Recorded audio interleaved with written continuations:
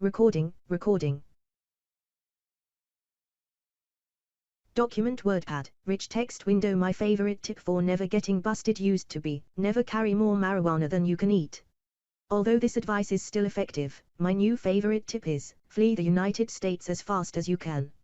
Although there is currently a paradigm shift in the awareness of inhumane and unfair acts taking place in America's criminal courts, the politicians, judges, prosecutors and police continue ramping up their efforts to cage as many Americans as they can. My experience as a drug cop, crime journalist, defendant and current drug expert witness has given me insights into why living in the United States is risky and dangerous. It's because of the sadly laughable U.S. court system.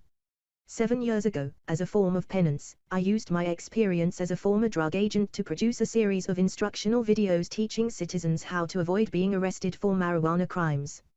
I produced an internet reality show called Cop Busters, where I exposed the abusive and illegal practices of police officers. I tricked the police into raiding a trap house rigged with hidden cameras and a fake marijuana grow room. I proved on camera that the police routinely falsified evidence and engaged in illegal activity themselves. The sting led to the release of Yolanda Madden, a mother of 2 serving an 8-year prison sentence after police planted drugs in her car.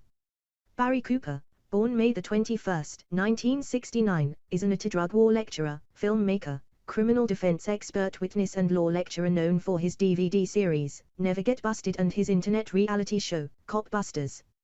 Cooper formerly served as one of the United States' top drug enforcement officers. Barry Cooper, born May 21, 1969, is an anti-drug war lecturer, filmmaker, criminal defense expert witness and law lecturer known for his DVD series, Never Get Busted and his internet reality show, Cop Busters. Cooper formerly served as one of the United States' top drug enforcement officers.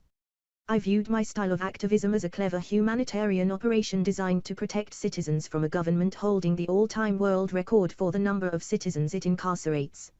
Unfortunately, my critics viewed it as a personal attack against God, children and the police. The government began a campaign of harassment. I was SWAT raided once, arrested 4 times, my wife arrested 3 times and our autistic son taken for more than a year. All of the charges were misdemeanors stemming from the stings. The raid conducted on my home was not for marijuana but was for all of my media, videotapes, computers, cameras and journals. The American police seized these items from me, a journalist, at gunpoint.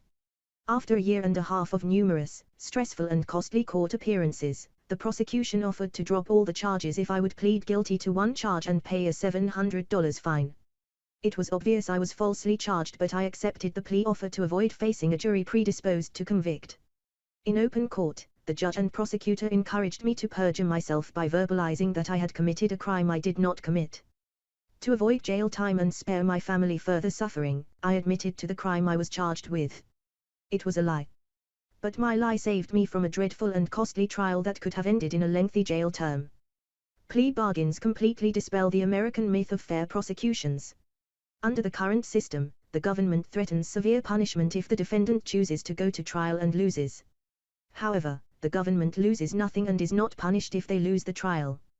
Tens of thousands and perhaps millions of U.S. citizens would not have a conviction on their record if plea bargains were prohibited.